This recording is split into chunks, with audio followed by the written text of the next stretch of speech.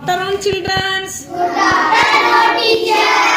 ಇವಾಗ 3ನೇ ತರಗತಿಯ ಪದ್ಯ ಯಾವುದದ? 12ನೇ ಪದ್ಯ ಯಾವುದದ? ಅನಾರೋಗ್ಯದ ಸಿಂಹ ಪದ್ಯ ಇಲ್ಲ. ಇದು ಪದ್ಯ ಎಲ್ಲರಿ ಬಾಯ್ಟದ. ಈ ಪದ್ಯನ ಹಾಡನು. ಈ ಪದ್ಯವನ್ನ ಬರೆದ ಕವಿ ಯಾರದಾರ? ಅರುಣ್ ನರೇಂದ್ರ ಪಾಟೀಲ್. ಯಾರು? ಈ ಅನಾರೋಗ್ಯದ ಸಿಂಹವನ್ನ ಪದ್ಯ ಬರೆದ ಕವಿ ಯಾರದಾರ ಅಂದ್ರ ಅರುಣ್ ನರೇಂದ್ರ ಪಾಟೀಲ್ ಅವರು. ಈ ಪದ್ಯವನ್ನ ಬರೆದ ಕವಿ ಅರುಣ್ ನರೇಂದ್ರ ಪಾಟೀಲ್. ಈ ಪದ್ಯವನ್ನು ಹಾಡಿ ಹೇಳನು. ರೆಡಿ? Very good. ಎಲ್ಲರೂ ಒಂದೇ ಏಕಾಲಕ್ಕೆ ಹೇಳ್ಬೇಕಾ? ಹೇಳ್ತೀರಿ? ಕಾಡಿನ ರಾಜ ಸಿಂಹರಾಯನು, ಕಾಡಿನ ರಾಜ ಸಿಂಹರಾಯನು, ಕಾಯಿಲೆ ಬಿದ್ದನು ಕೇಳಿ ಕಥೆ, ಕಾಯಿಲೆ ಬಿದ್ದನು ಕೇಳಿ ಕಥೆ, ಅನ್ನವು ಸೇರದು ನೀರು ಸೇರದು, ಅನ್ನವು ಸೇರದು ನೀರು ಸೇರದು, ರಾಜನಿಗಾಯಿತು ಬಹಳ ವ್ಯಥೆ, ರಾಜನಿಗಾಯಿತು ಬಹಳ ವ್ಯಥೆ, ಅಡವಿಯಲ್ಲಿರುವ ವೈದ್ಯರನ್ನೆಲ್ಲ ಸರದಿಯಂತೆ ಅವಕರಿಸಿದನು, ಸರದಿಯಂತೆ ಅವಕರಿಸಿದನು.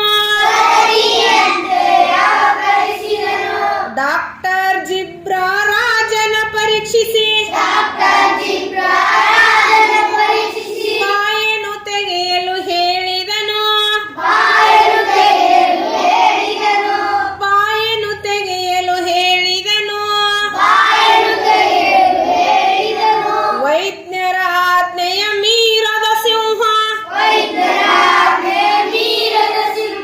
ಬಾಯನ್ನು ತೆರೆದು ತೋರಿಸಿತು, ದುರ್ವಾಸನೆಯ ಉಸಿರಿದೆ ಎಂದು ಡಾಕ್ಟರ್ ಜಿಬ್ರಾ ಹೇಳಿದನು, ಡಾಕ್ಟರ್ ಜಿಬ್ರಾ ಹೇಳಿದನು. ಹೀಗೆ ಹೇಳಲು ಎಂಥ ಧೈರ್ಯ ಎನ್ನುತ್ತ ಸಿಂಹವು ಗರ್ಜಿಸಿತು, ಸತ್ಯವ ಹೇಳಿದ ವೈದ್ಯನನು ಬೈದು ಹೊರಗಡೆ ಓಡಿಸಿತು, ಬೈದು ಹೊರಗಡೆ ಓಡಿಸಿತು. ಮುಂದಿಯ ಸರದಿ ಡಾಕ್ಟರ್ ಹೈನ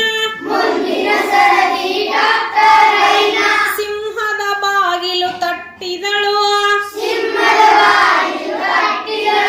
ನಾಡಿಯ ಹಿಡಿದು ನೋಡಿದ ನಂತರ ಬಾಯನ್ನು ತೆರೆಯಲು ಹೇಳಿದಳು, ಬಾಯನ್ನು ತೆರೆಯಲು ಹೇಳಿದಳು. ಎಂತ ಸುವಾಸನೆ ನಿಮ್ಮುಸಿರಲಿ ಎನ್ನುತ್ತ ಮುಖವನ್ನು ನೋಡಿದಳು. ಸಿಂಹವು ಕೋಪವನ್ನೆತ್ತಿಗೆ ಏರಿ ಮುಖಸ್ತುತಿ ಮಾಡುವೆ ಎಂದಿತು, ಮುಖಸ್ತುತಿ ಮಾಡುವೆ ಎಂದಿತು. ಇರುವ ಸತ್ಯವ ಹೇಳಲು ಹೆದರಿದ ಐನಳು ಹೊರಗೆ ಹಾಕಿಸಿತು. ನಂತರ ಸರದಿಯ ಜಾಣ ವೈದ್ಯನರಿ ಬಾಗಿಲು ತಟ್ಟಿ ಒಳ ಬಂದಿತು, ಬಾಗಿಲು ತಟ್ಟಿ ಒಳ ಬಂದಿತು.